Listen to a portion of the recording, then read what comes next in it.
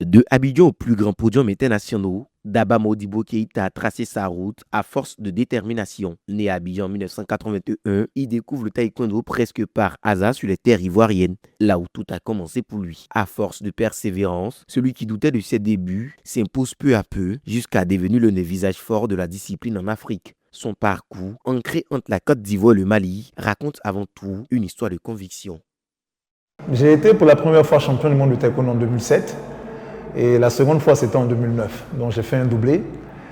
Mais j'arrive au taekwondo tout, je dirais un peu dans le hasard. C'est pas à la base, c'est pas une discipline qui est, je dirais moi-même peut-être prédestinée pour que je sois champion du monde au fait. Parce qu'au départ quand je suis arrivé au taekwondo, j'étais pas trop bon. Mais je pense qu'avec le temps, le fait de continuer avec la pratique et tout, je suis tombé amoureux de la discipline. Le tournoi arrive en 2007 à Pékin lorsqu'il décroche un premier titre mondial dans la catégorie des loups, une première historique pour un Africain.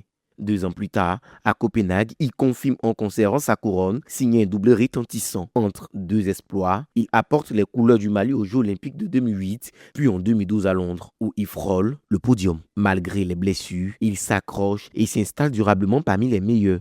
À la base, c'était comme un rêve, parce que personne ne pensait que c'était quelque chose de possible au fait. Et pouvoir réaliser cela, c'est comme si c'était un petit gamin qui se retrouvait dans une